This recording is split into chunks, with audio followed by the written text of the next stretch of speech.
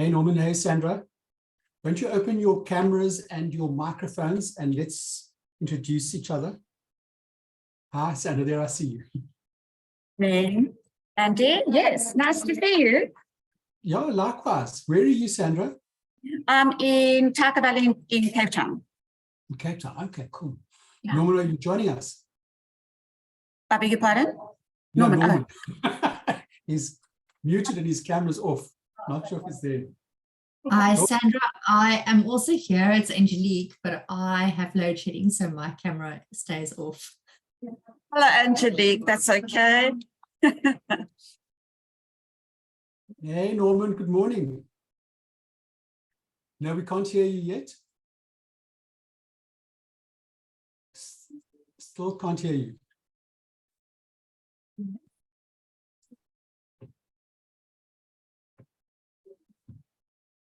I see Christina has just joined us. Sandra, if I'm correct, you are looking at the practitioner designation. Am I right? Yeah, and in hindsight, I thought for myself, maybe I should have gone for the master, but I think that's great. Let me do the practitioner, and then it gives me an opportunity to jump another level if need be. Okay, Yes. cool. Christina, won't you open your mic and your camera and we'll just say hello to each other. Good morning. Norman, are you winning? Ons hoor niks nie, Boots. Hi, Christina. Welcome. Thank you. Norman, Christina, Say again, sorry. where are you based?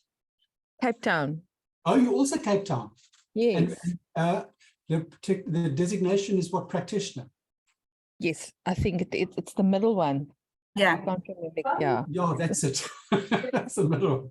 Norman, we don't hear you. Do you want to rather just use the chat bot?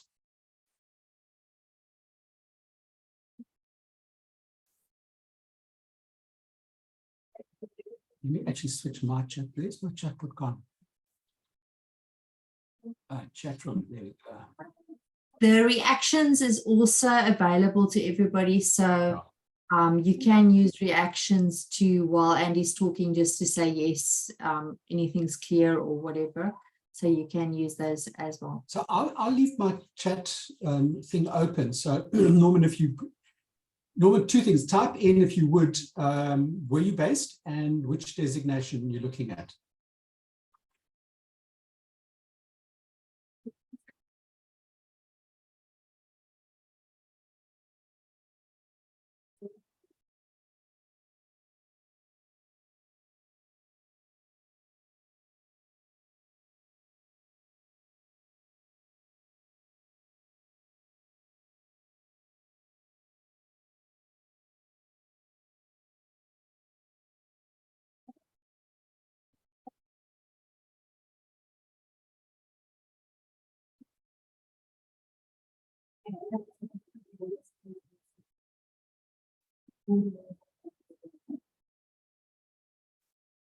Cool. And where are you, Norman? Are you're not also a Cape Townian, are you?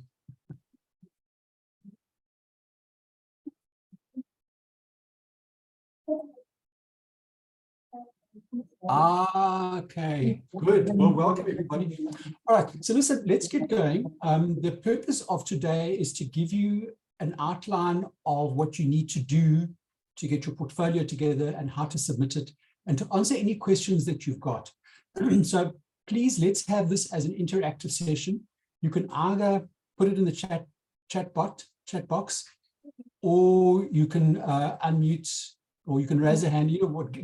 But as we go through, please raise the issues as they occur. Are we small enough that it's easy to do that? And I'm very happy that you switch off your cameras and mute your mics in the meanwhile, because let's focus on what's on the screen. So I'm also going to stop my video. All right, so let me share screen and you can get on with it. Right. And do you see the presentation? Does that come up? And where I need to just get the chat room going. What is the chat? Yes, Andy, presentation is showing. Oh, good. Okay. So as I've said, it's about building the portfolio. But basically, this is the route. Okay, we look at what do we mean by professional designation. Then look at the kind of overarching guidelines that are used in determining whether a portfolio meets requirement. Look then at the process and the procedures that you need to follow. Talk a bit about how the evaluation itself takes place. Number 5, look at the mechanics of submitting, and then just broadly talk about the way forward. So beginning is to just talk a bit about what do we, when we say somebody has a professional designation, what does that mean? What are we referring to?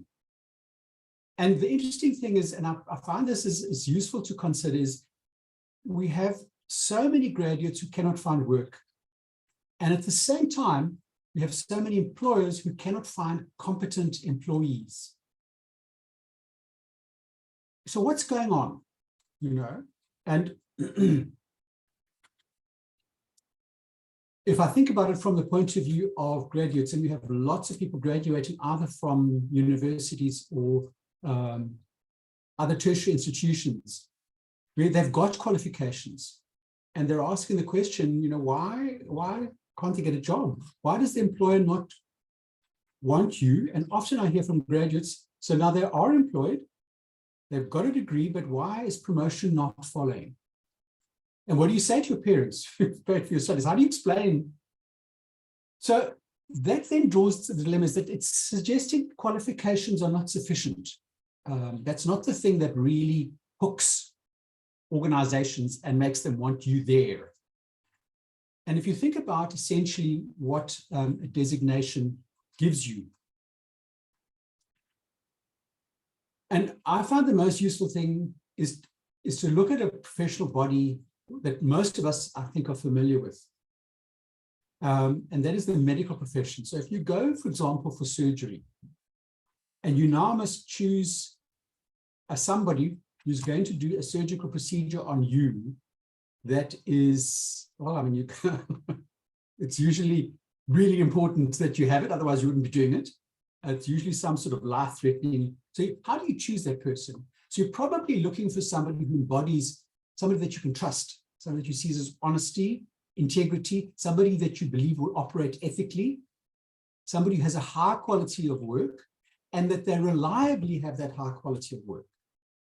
So that's probably what you're looking for in a professional. And you're looking then saying the professional designation should give an indication that this is the sort of person that you're dealing with. And the decisions about whether the person embodies that are based on, does that person have a proven track record of success? Is there consistent high performance from that person? And are they up to date? Those are probably what you're looking at when you're trying to confirm that this is the right surgeon for you. And it's that stuff then that we're trying to capture with this evaluation process. Can you show a track record of success? Is it consistent? It's not like you've got it right once and then it's been a mess after that. Is it consistent? And does it indicate that you're staying current in what's happening in our environment? And in order to do that, and we follow that old 70-20-10 logic from learning that all of us are familiar with, that most of what makes you really good at your job comes about because of what you've done on the job, the on-the-job experience. And so that's really where we look. There is some, we will, as you know, there's a qualification, underlying qualification requirement, which is part of it. So that's the formal learning. But most of what we're looking at then is, have you been doing the job well in the past? That's really the essence of it. It's about your on-the-job experience. And so the route that you follow is this: registration, fee payment, and I think most of you are through that route. The second step we've suggested is that you do that online self-evaluation, and if you haven't done it as yet, it's useful just to check. It's on the ASDSA website. It'll help you confirm that you're actually on the right track, because there's no good going down a road and then you've made some distance down the road and you think, oh no, I don't think this is the right thing for me. You've got to backtrack, so that you can avoid that. Then this workshop, the POE building workshop, then you begin working on your portfolio of evidence. putting it together. And it's basically a data gathering exercise for you. You submit it to us for evaluation. The evaluation process, we will appoint an evaluator who will look at what you've submitted, your portfolio, and will give you feedback. And our requirement of them is that they give you both written feedback and verbal feedback. So, and I encourage you, they're going to suggest to you that they chat you through the feedback. If there is feedback necessary, that you make the time to chat with them. Because we're well aware that if you're looking back over your past track record, it's often difficult to find good evidence to show that you are competent. And having somebody to chat to about it can really help you. So part of the evaluation and the cost that you pay for your, in terms of your fees, you pay for the initial evaluation and a remedial evaluation if it's needed. So that's included in the cost. So you really get 2 goes to submit. And hence remediation, if needed, is the next box. Once the evaluation process is done, the evaluator will make a recommendation, and then it goes to a verifier. Hi, can you hear me? Yes, go ahead. Sorry, it's Christina here. Just a question. So from a evidence submission perspective, when we do the portfolio of evidence consolidation and the data that's used, I'm working on the assumption that it needs to be actual data. Yes. What is the arrangement in terms of using, sensitive information of, yes. Correct. Inevitably, some of the information that you want to submit as evidence contains personal details. And we suggest, therefore, that you redact whatever is personal in that stuff. If you wind up redacting everything in the document, then you may have to find some other evidence, unfortunately. But you need to protect personal information. It goes without saying, I think. And company sensitive information? I would redact. I think the thing is this: redact whatever you need to redact, and then look at the data. And is there enough information there that an outside person can make a qualified judgment on what you did and what results were obtained because of what you did? Okay, that's the question. Okay. And as I say, if it's so sensitive that you had to redact too much stuff, then it looks like you need to find some other sort of evidence. And we'll talk about the sort of evidence that you can use. Sure, thank you. That might be less sensitive. Okay. So the verification, we point to verify. The verifier's job is to look at the work done by the evaluator. And this, as you can see, it models the assessor internal moderator logic that you'll see in assessment of learning. Okay. We've called it evaluation verification because this is not assessment of learning. This is essentially an RPL exercise. So it's looking at your past performance and then verifies confirming that the evaluator has looked at it carefully enough. Coming out of that then is confirmation of the recommendation from the evaluator that goes to the certification committee that meets once a month. And their job is to make the final call on whether the designation is awarded or not. And from there, you move into CPD. And I'm sure you know the CPD requirements. Every year, you need to do things that confirm that you have kept current. Okay, so that's the process. Norman, yes, slides will be available to you. Okay, so, the evaluation guidelines. So the evaluation starts with what sits in the designation description for the designation that you're interested in. Okay. And if you look at the designations, the 3 designations that we work with, they essentially have 3 elements in them. They specify an underlying qualification or part qualification. They specify amount of experience, and they have a number of designation competencies. In the practitioner designation, there are actually 5. So I've put in a copy of each of the designations, but let's just look at the one for practitioner because I think that's relevant to everybody. So you'll see there It's got the, you need to have at least a level 5 qualification in an area related to education, learning, HRD, or consulting. And why consulting? Because the role of the practitioners are typically people who work in the middle of organizations. They are the people who are running the learning programs, who are chatting to line managers about what their skills needs are, who are interpreting what the business's organization strategy is, and guiding then line managers so that the learning interventions chosen actually work towards the business strategy, organization strategy. They're also looking at the employees and trying to identify through skills audits what the actual needs are. So that's this role. It's typically the L&D manager, could be the SDF. Also, it's likely to be people who are involved in facilitating and or assessing and or moderating. So that's what this designation, that cluster of people or the cluster of roles is what this designation talks to. And you'll see there a lot of what you need to do if you are an L&D manager is have conversations with people and guide them, consulting in other words, hence consulting. Then it also says that you need to have at least 5 years experience in the area of consulting and skills development.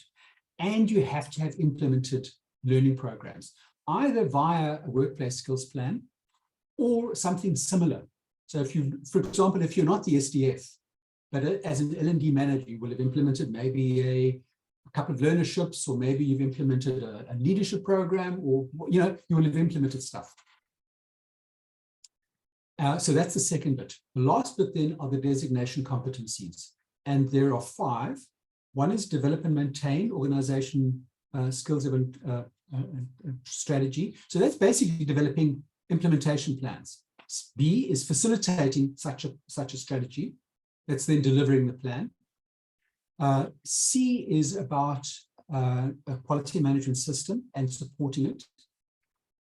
D is around career development, which really focuses in on talking to individual learners about where they're trying to go. And the last one is providing business performance consulting and advising for strategy. This is focused in on talking to typically line managers around what the needs are in their unit, and making sure that they also then think about where the organization is trying to go. So it's that. So you can see it's about getting a plan together, delivering a plan, chatting to employees about their careers, chatting to line managers about what they're trying to do, and lastly, a quality management system.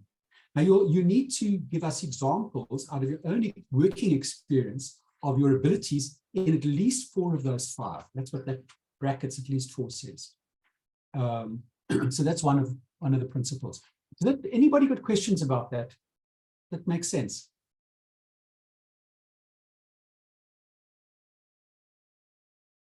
All it's quiet. So it looks like we're okay. All right. So let's move on. A little bit then about qualifications and working experience. Firstly, we do have an RPL exercise if anyone has the experience but doesn't have the appropriate qualification.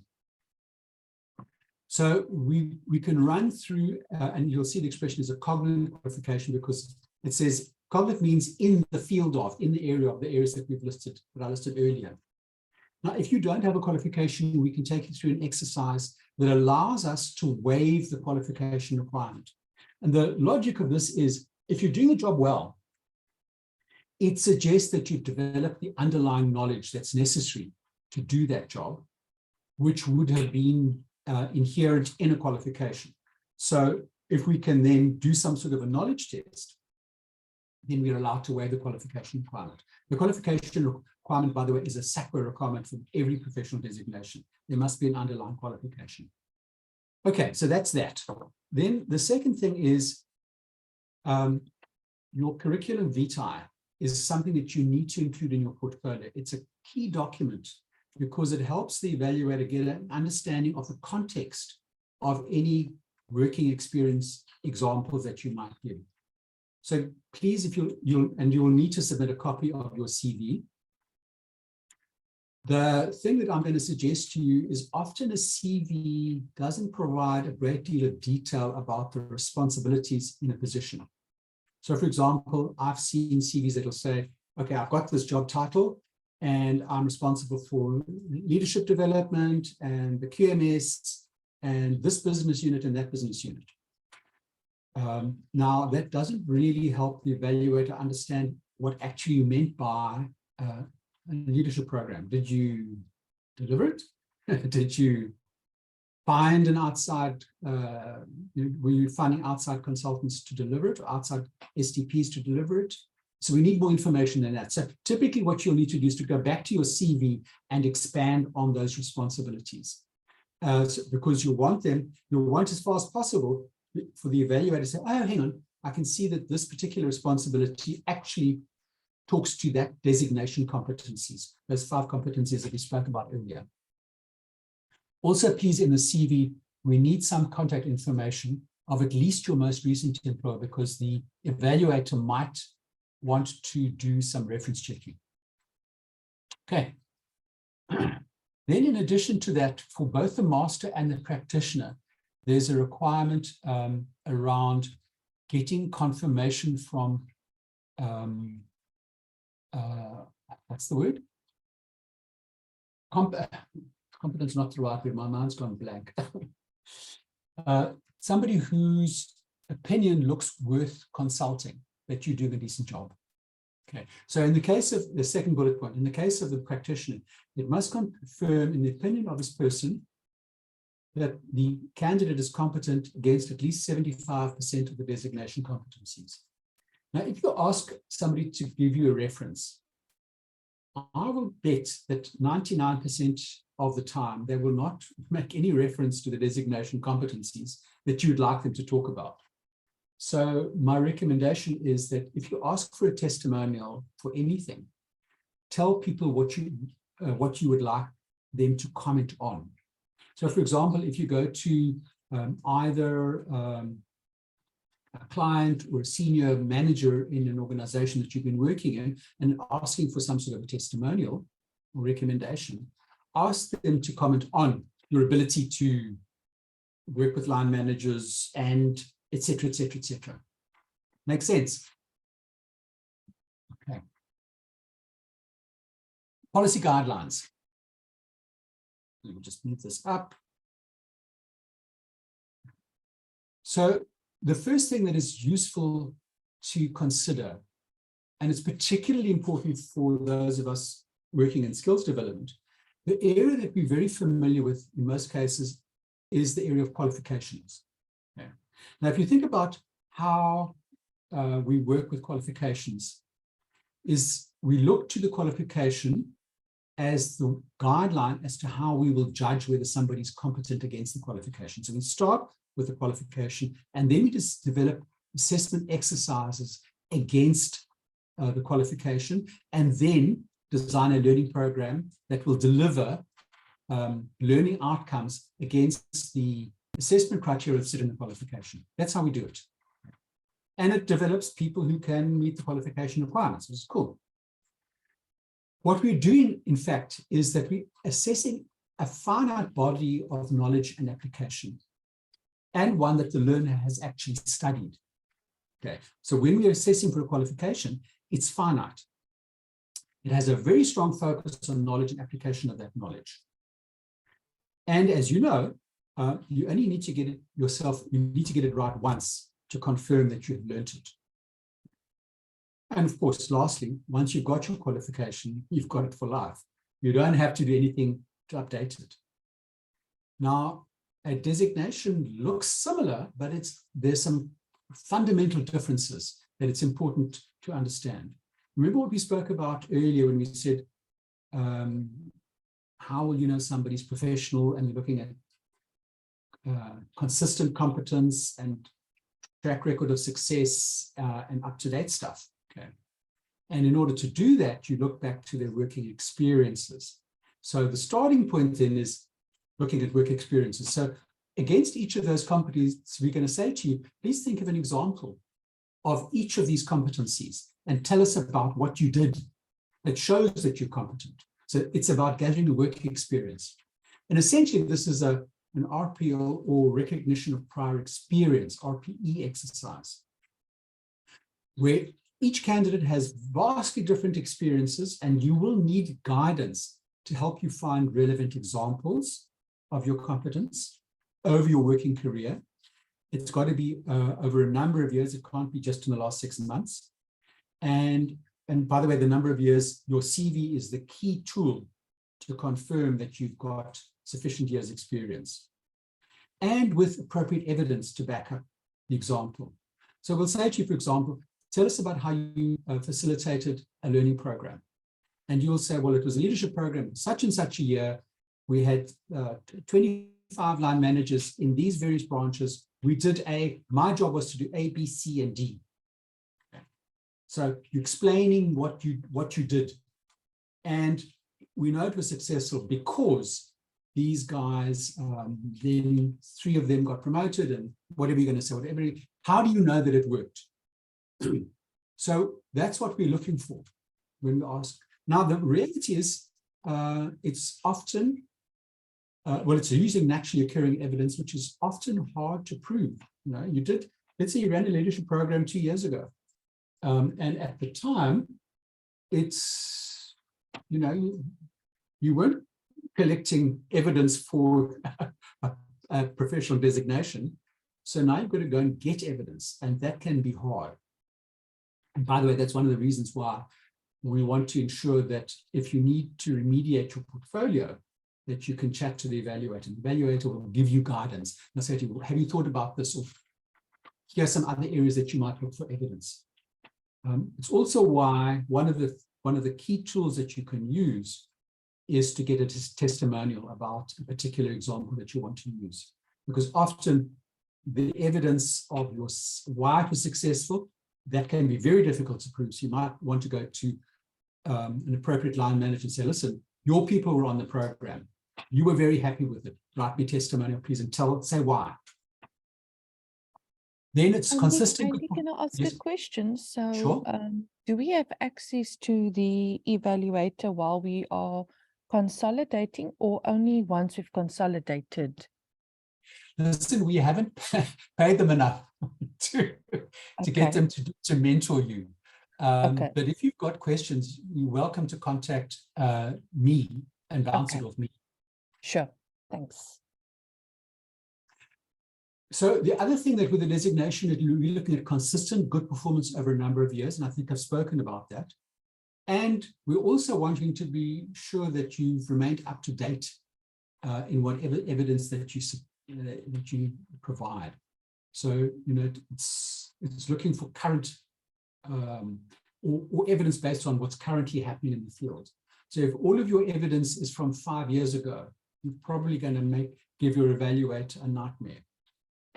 Okay, so there are the two different areas to look at: the qualification, the designation. And what in the designation we're trying to do, we're looking at what you did, and you're providing us with examples of what you did, and you're giving us some solid evidence to confirm that you did it, exactly what you did, and why you say you were successful at it, which is the reason why you say it's a good example of a competency. So as I've said, the focus of the process then is on the competency descriptions in the designation description. And we've given you some activities that you'll see in the guidebook, in the guideline. It'll help you there. And it's focusing on your working experience, and that you're backing up the examples with evidence that meets VARC's requirements. We'll talk a bit more about that in a moment. Now, the guidelines, the policy, let me rather say that. The policy says that each candidate must provide evidence against at least 75% of the designation competencies in your designation description. Now, that means that you can't give me a lot of examples out of just one competency and nothing out of the other 4. So your evaluator won't be happy with that. You can actually leave out one of them. And you remember we said at least 4 out of the 5? So you can leave out one of them if you want to.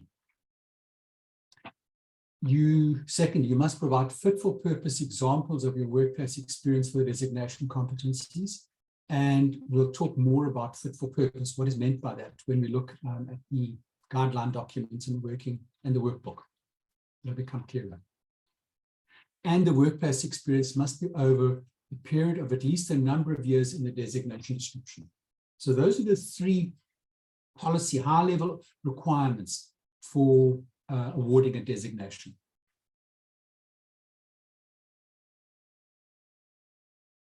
How is this evidence different to what sits in the assessment process? Well, it's from your own working experience.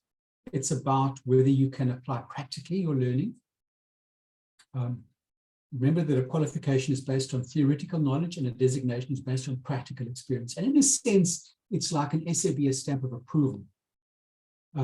If you are wanting to work with a professional, it gives you the comfort that they meet the requirements and can do the job. It reduces risk. That's essentially what you're trying to do here for your own clients, is show that working with you reduces risk.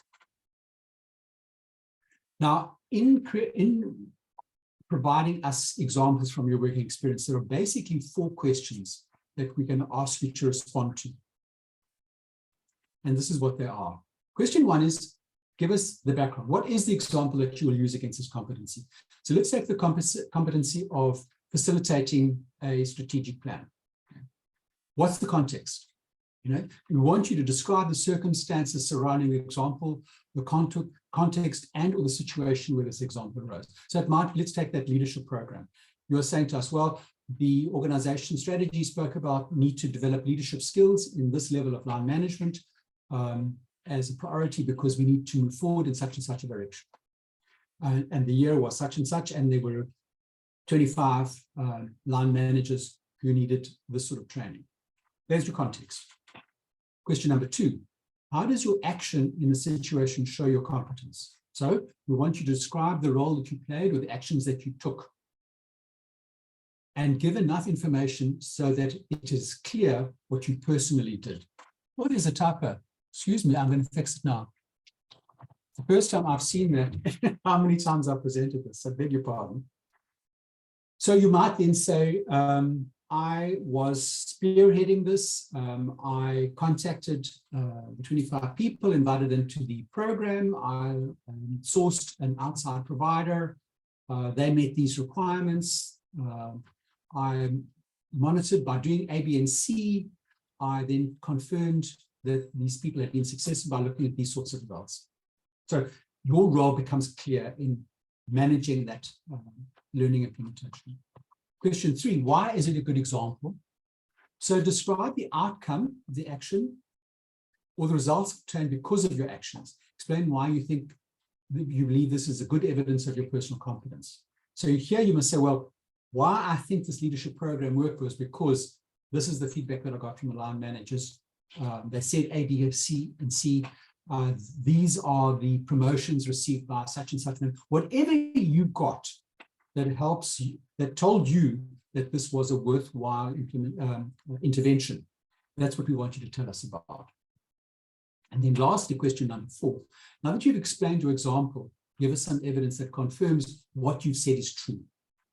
So firstly, you need to tell us, give us something that helps us see whatever you've said your job was. Question number 2, your action. Give us something that will help us confirm that you actually did it. And secondly, give us something that confirms that if you said it was a success, why you say that, which is often where you want to go and get either you might, if you've done assessment at the end of the program, before and after assessments, what does that evidence look like? It might also include, if you think about the Kirkpatrick's 4 levels of assessment, okay? Happiness rating, learning rating, that they applied on the job. Did it achieve some sort of results for the organization, for the business unit? That sort of information is what we're looking for here. And we're going to ask you to provide us with hard evidence, or you'll upload it onto our site. And we're going to ask you to name the evidence very carefully, and you'll list the specific evidence that we must look at for each one of your examples in your workbook. And that comment will become clearer when we get there. Okay, any questions?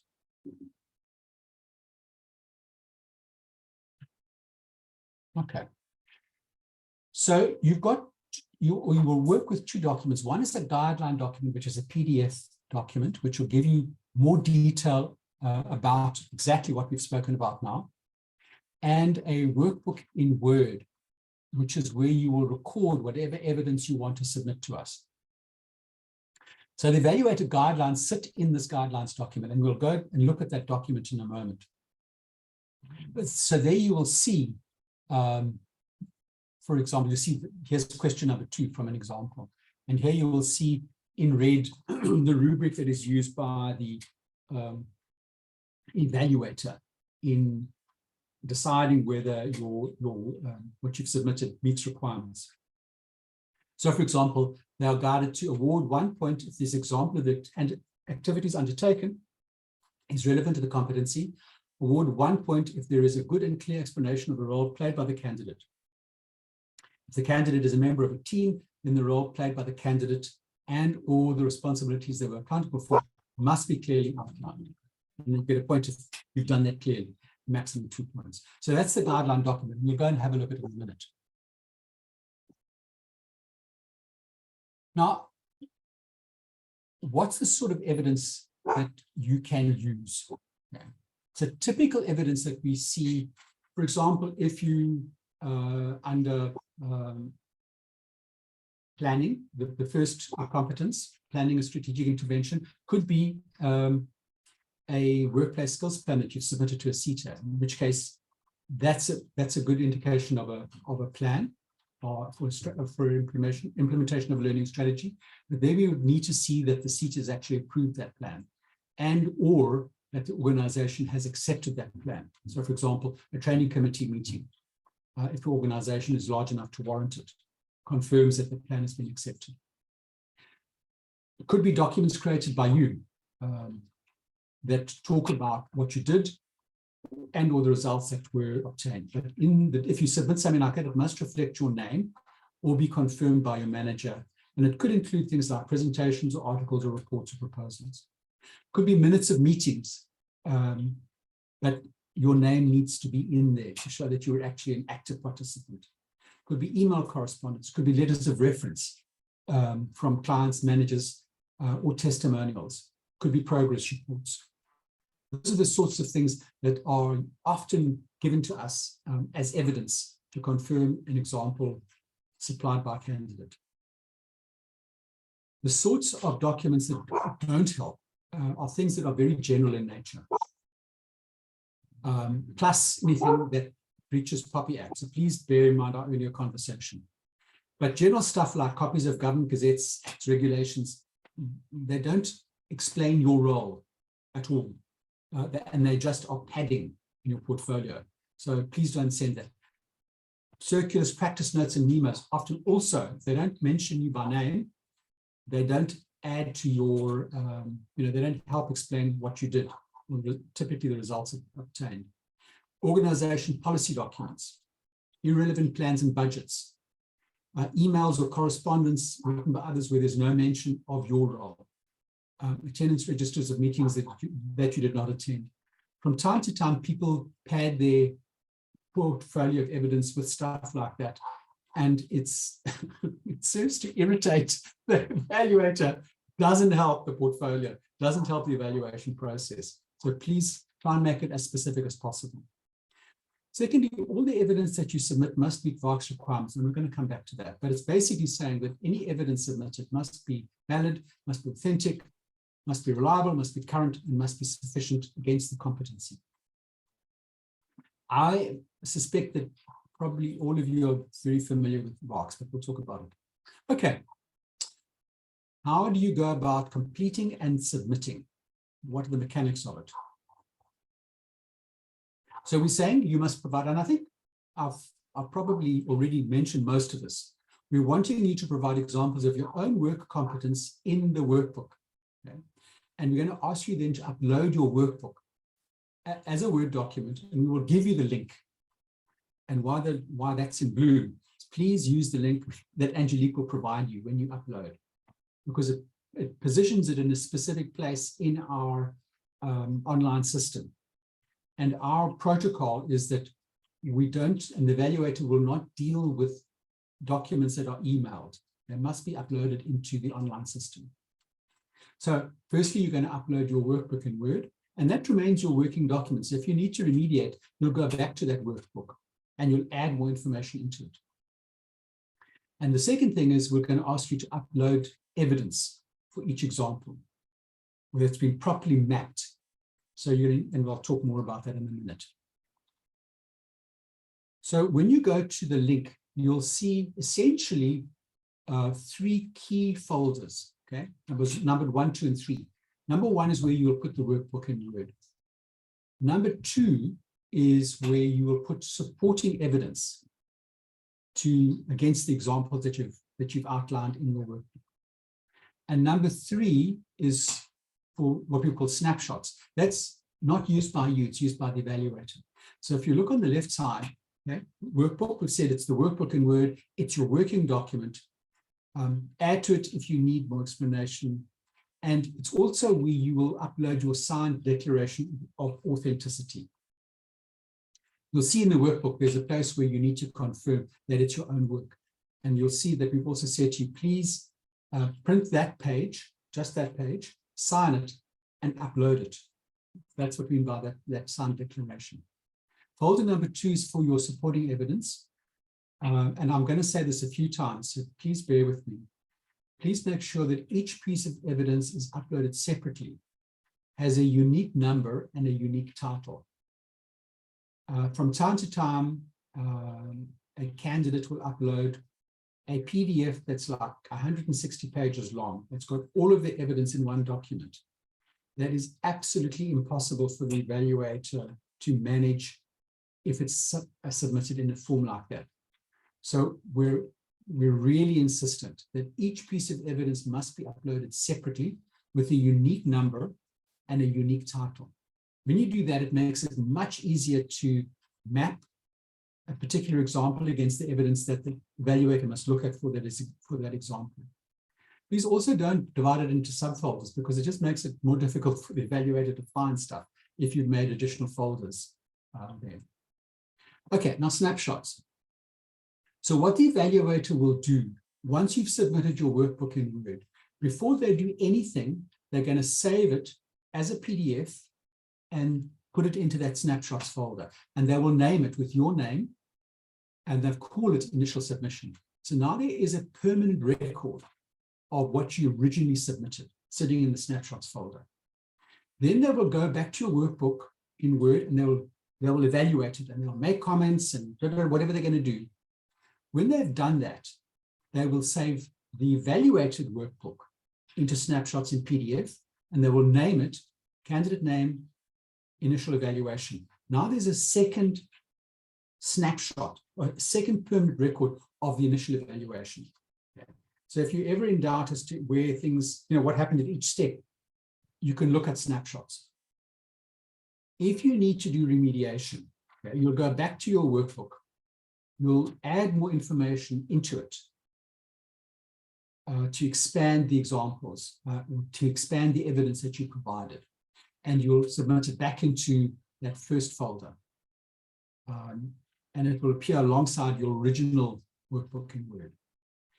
Your evaluator will then go and open the workbook in Word with your remedial submission, and they will straight away save it as a snapshot and rename it 3 candidate name remedial submission. And then they will evaluate it, and they'll save that again. So now you'll have a number of snapshots if you need to remediate. So you can always see where things are. Then what the verifier does is the verifier goes to number 4, or if you've had to remediate, or number 2. That's what they work on. They work on the PDF document when they verify. Makes sense? Questions?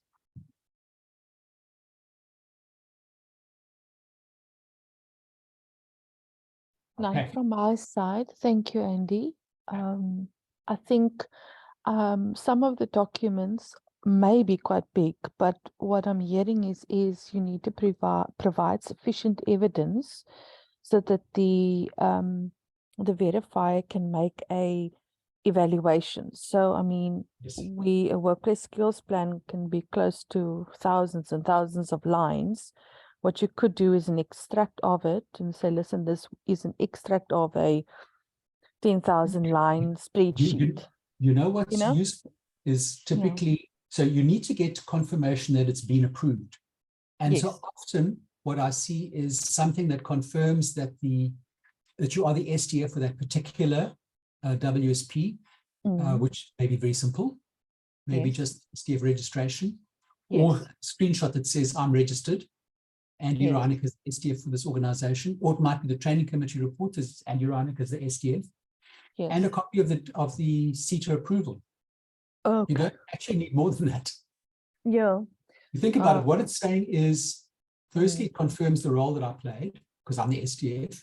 And second, it confirms that it was accepted by the organization and the CETA. So your evidence doesn't have to be long.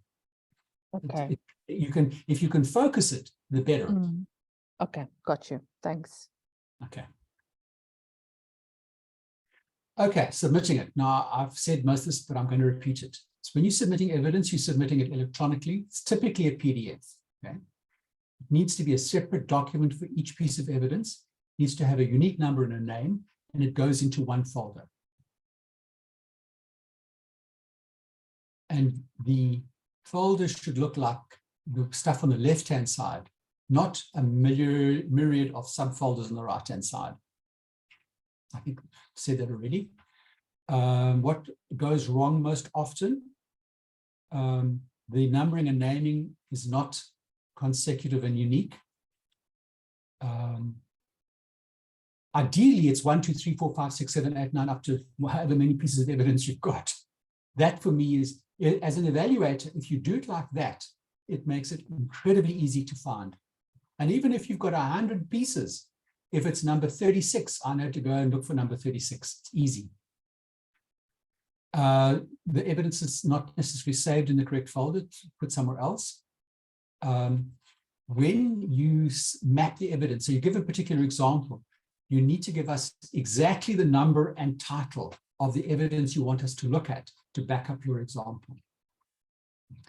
Irrelevant evidence. And lastly, and I'll talk a bit more about it in a moment, but if you need to remediate, we're asking you to put any new stuff using blue ink, because it helps us differentiate what was initially done and what's been remediated. So the guidelines around color are these. Okay? Your initial submission, you do it, and you work with black ink, straightforward. The evaluator will work in red ink, so you can easily see their comments. If you need to add additional information or additional evidence, please use blue ink. Okay? And then the evaluator will do their remediation in purple, so you can instantly see what's happened at what stage. And lastly, the verifier uses green ink. And remediation guidelines, please use blue. You add more information, evidence if required. Don't remove original evidence, just leave it there, just add new stuff. We're going to ask you to try and work within a timeline of 3 business days. So the evaluator will evaluate. If they come back and they say, listen, Andy, this is what's missing. Can you give me more of A, B, and C? Please try and get it back to them within 3 business days, because they're working within a 2-week timeline for evaluation, meaning that they must get your portfolio. As soon as you tell them it's ready for evaluation, the clock starts ticking for them to finish it within 2 weeks, which means they must evaluate. If there's feedback to you in remediation, they must give it to you. You must send it to them. They must remediate it. And within 2 weeks, they must then come back to the verifier and say, listen, I'm ready for verification. And please don't overwrite when you submit remedial work. Okay. Declaration of authenticity I spoke about. Just to comment on it for a moment, it's your confirmation that the work that you're submitting in your workbook is your work. It's work that you've, and the examples and the evidence is work that you've done personally or you've been directly responsible for. Bearing in mind that often with a practitioner, you might be working with a team of people, leading a team of people. So you won't necessarily have done all the work directly yourself, but certainly you've been in charge of it and you've directed it. So it's about being, you've been directly responsible for it. And for example, if you sign off, you're a big organization, you sign off the mandatory grant report. It's probably been quite a number of people who worked on it, but you taking the, you're carrying the can for it because you're signing it as the SDF. Okay? And then the second paragraph is saying that if you operate unethically, it can lead to a disciplinary inquiry, and it can have serious consequences. Okay? You can be removed as a member.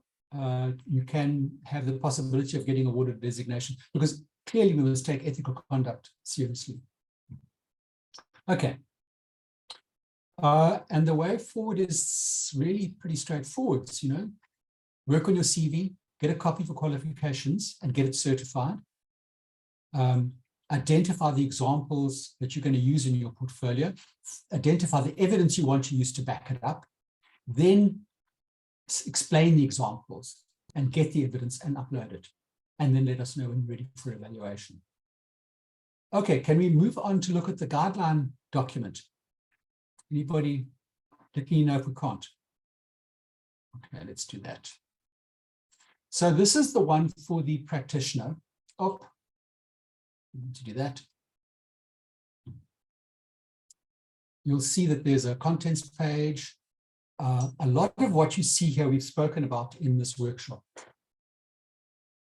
Okay. So I'm not going to go through that, but it's there for you to have a look at. This is the designation requirements we've spoken about.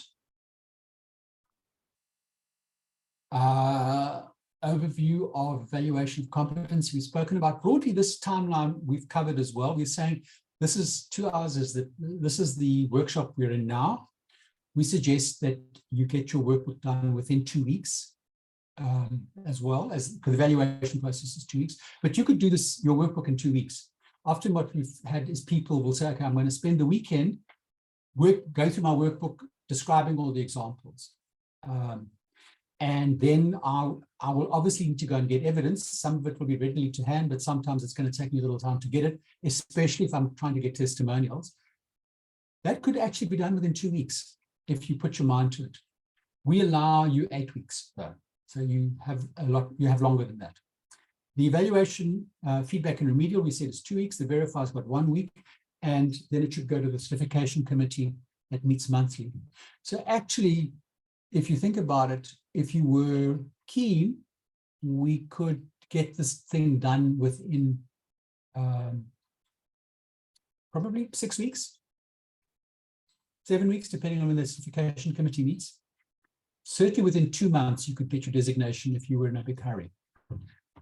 My suggestion to you, though, is if you start, try and do it as in one go if you possibly can. Because if you put it aside, you know what it's like. You go back, now a couple of weeks have gone by, you've got to try and refresh your memory. You take time to get going again, and that's wasted time. So we say you've got 3 months to complete your portfolio. Okay. Deadlines, 2 months to compile, maximum 3 weeks for the evaluation process from start to finish, maximum of 5 business days to submit evidence for remediation. Please try and work within those timelines. Okay. Now, we've spoken about this, so I'm not going to go through it again. You see, you'll recognize the slides from the workshop. Here is an outline of the VOX requirements. Does anybody need time to talk about the VOX requirements? I suspect you're familiar with them. Okay, everybody seems to be okay with them. Okay, and we've spoken about this for questions that you're responding to. And this is what you'll see in your workbook. Can I ask a funny question? So not at all. Go ahead. What if I did the assessment, the initial assessment, and practitioner came out as the recommended designation that I should be evaluated against? But as I compile my evidence, actually, like I may not be the SDF for the organization, I might be the SDF for a specific segment, so my direct link with CETA may not be there. Is it then that we need to maybe just quickly huddle to review the designation that we actually being evaluated for? You know, the designation doesn't just include the SDF role. Designation is focused on anybody who's got those sorts of roles. They are implementers of learning in organizations. So it's then just to make sure that your evidence can be evaluated to meet the desired outcomes. It may be different for everybody. It will be different for everybody. Yes. You know, often people are not the SDF of the organization. So this is not an SDF designation. Yes. This is a designation for an implementer of learning. Gotcha. As I said, there are quite a number of roles that this designation is designed to support, not just the SDF. I got you. Thank you. I just wanted to clarify. Thank you. So you'll see in the workbook, there's a number of pages with this template on it. And you'll see that it starts off by saying, describe a particular example. You are writing where it says candidate explanation in this white block. The evaluator works in the gray blocks. Okay, that's what they do.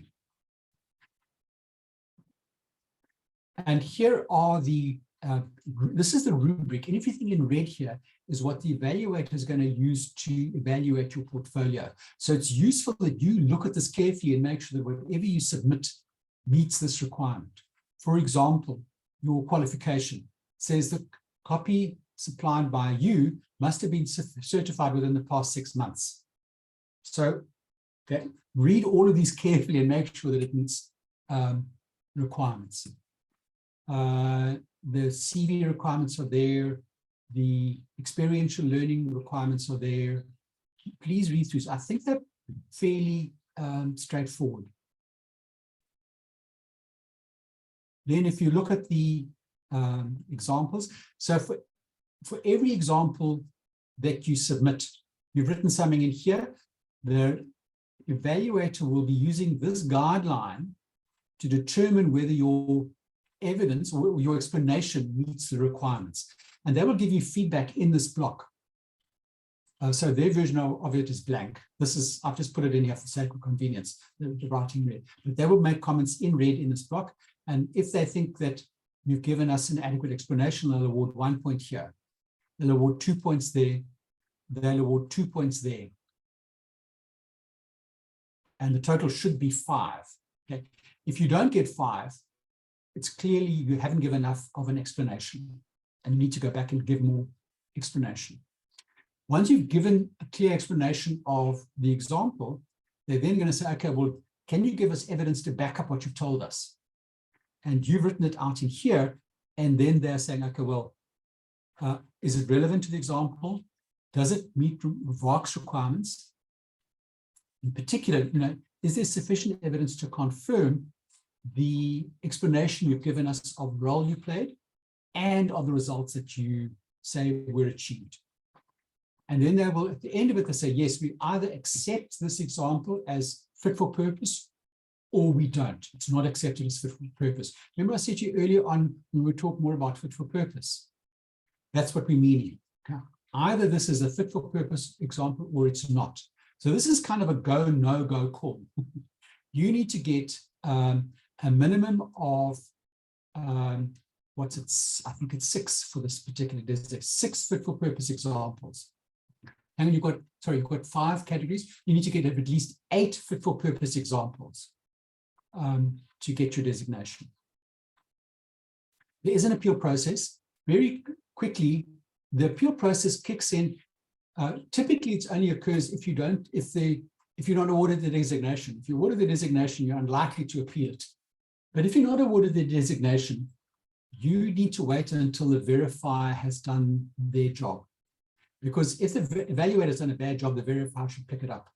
If the evaluator and the verifier agree that your workbook is not fit for purpose, then you can lodge an appeal.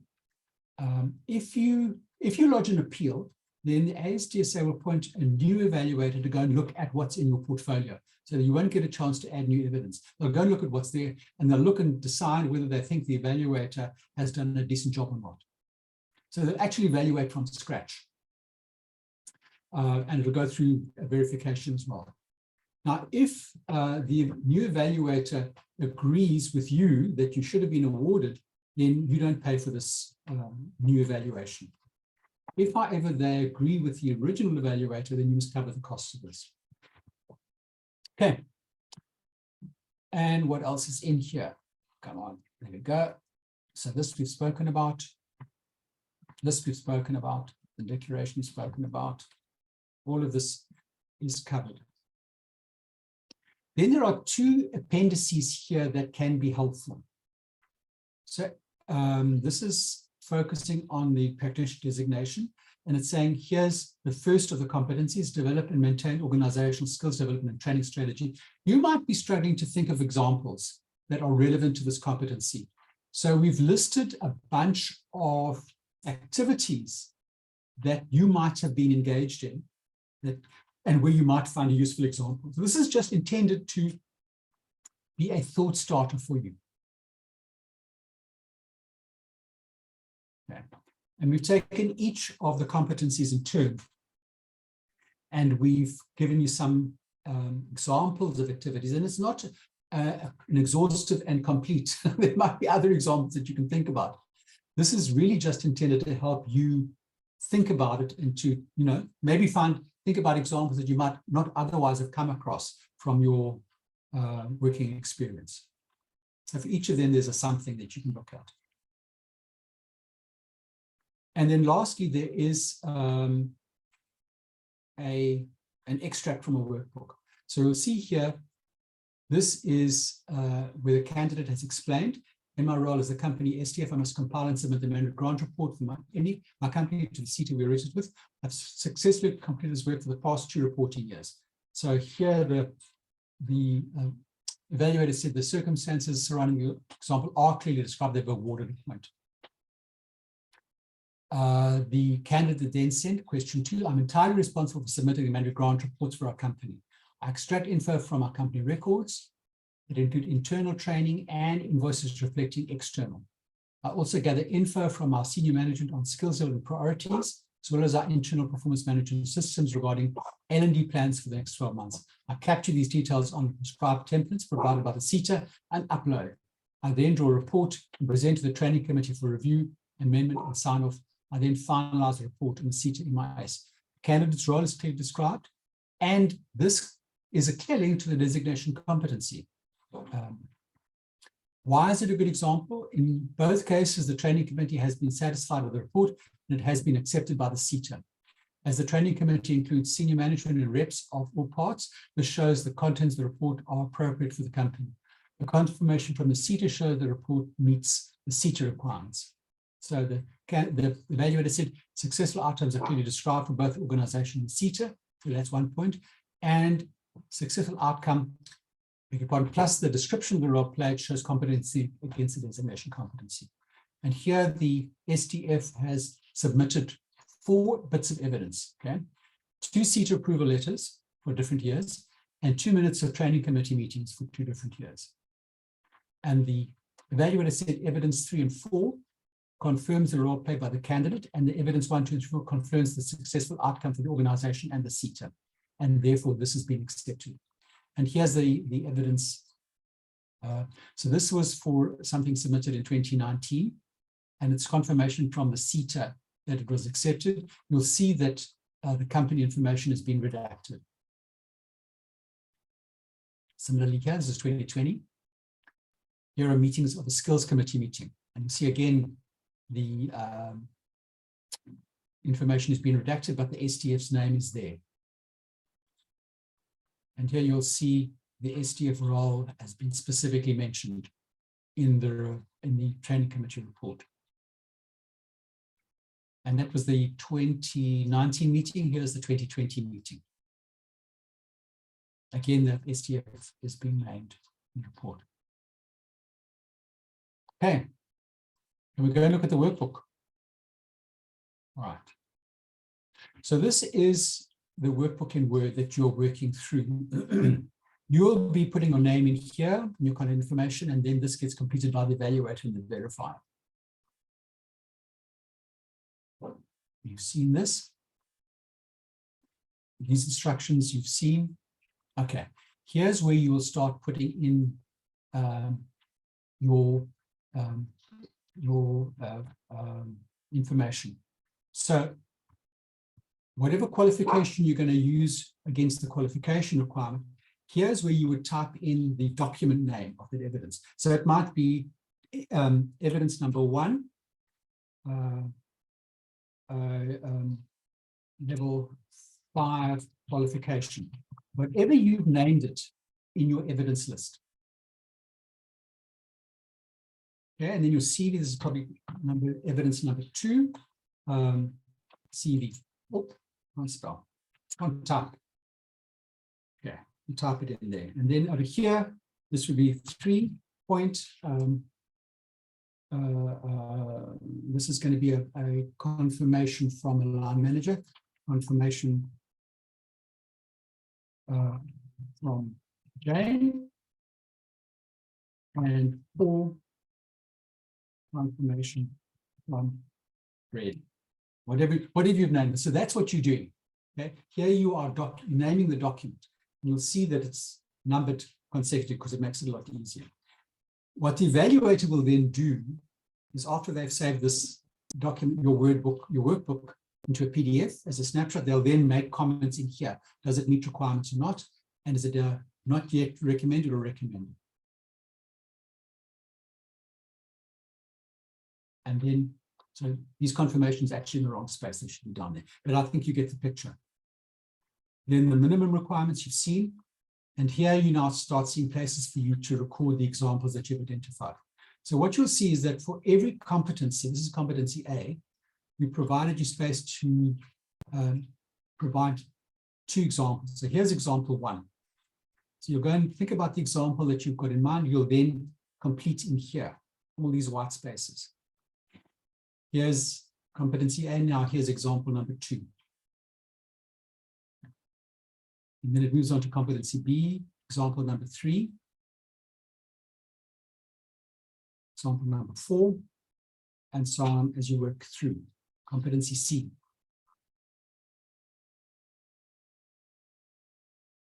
So here's where you're explaining the example that you've chosen. And down here, now, let me just reiterate it. Here, under question number 4, you are listing just the evidence that's relevant to this particular example. So this might be evidence number 36, okay, whatever you called it, and evidence number 42, and whatever you called it, and evidence number 96, whatever you've called it. So that's what you're doing there. That's a mapping of just the evidence that's relevant to this example. And so you'll work your way through. Here's the declaration that we've looked at. As it said, please print this page, sign it, scan it, and upload it as a single page into the same folder that you use for your workbook. Okay. Extended candidacy. So from time to time, when the evaluator looks at your portfolio, they'll say, but hang on, you've got some really good examples, but you've got some big gaps, and you don't actually meet that 75% requirement, or you don't have enough working experience yet.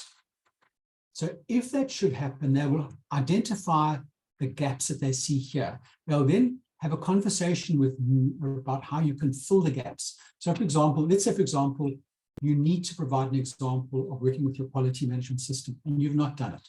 But there is a QMS in your organization. You might say, okay, I need to go and do some work on the QMS. It's going to take me 6 months. Okay. So my action plan is work on QMS. Work on QMS. But in order to do that, I need to go and speak to the HR manager. And then it will take me 6 months. Yeah, and then if there's anything else you might. So essentially here you're saying broadly, to meet the evidence requirements, I need to do some other things. And on the basis of whatever's sitting up here, okay, I need to resubmit in August. So it could happen. Most of the time, this is not completed, and it could happen that you need to do something. Okay, and then this is for the evaluator. So you'll see here that I will be listing the evidence, your examples. And there's a tracking sheet and there's a sign-off sheet for them to use. Okay. I've covered the workbook. Everybody's been really quiet, so let's go back and see where everybody is. We've lost Christina. Ah, I see Christina mentioned it a little while ago. Sandra, to answer your question, one piece of evidence may be used for more than one example. Yes, it's entirely possible that might be the case. Colleagues, any other questions?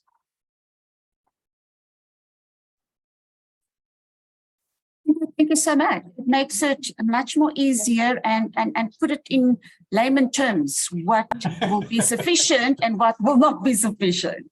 Good. Good. Yeah, because you know, in learning and development, we tend to like an analysis paralysis. So we might give more and more and more, and it's not sufficient. Rather just stick to what is relevant to that particular example. So much appreciated. I think that's actually a very good guideline, Sandra. You know, look at the rubric and use that and work on this is the requirement, and prune out anything that's fluff. Yeah. Okay. Yeah. Norman, if you've got any questions, if you wouldn't mind just typing them in to the chat box. Is anything from your side? There's a question, Andy. So I have been involved in skills development since 1999, right? Yeah. In the olden days, it was very much a manual process. However, the key criteria still happen. So all the consulting, all of those strategies put together, all of those identifications happened. Is an example of that acceptable, or should I just look at the last 2 to 3 years? Look, the focus is 5 years. Okay. That's the time frame. So one is the minimum expectation is that you have at least 5 years. Now you've got a lot more than 5 years. Okay. In terms of currency, it's more useful to say, oh, yeah, I know it was a manual process and we submitted all of those, we scanned and posted. Remember posting? I still have a client at Facet posting a document to Facet. But that's not how it works now. So currency says, rather look for things that have happened in the last 5 years. Although one of the quality systems that I've implemented was the customer service charter, which is still very much current, and the way that we evaluate that. If it's in use now, you probably need to say it's still in use now, and provide evidence that it's still in use now. So if I was the evaluator, I'd say, okay, I can see it was worked on in 2010. Yeah. And that you did it in 2010. If you provide me evidence that it's still in use now and people are still happy with it now, right, I would accept it. Why don't you, Norman? Yeah, we can't hear you, Norman. Shame, your microphone is dead.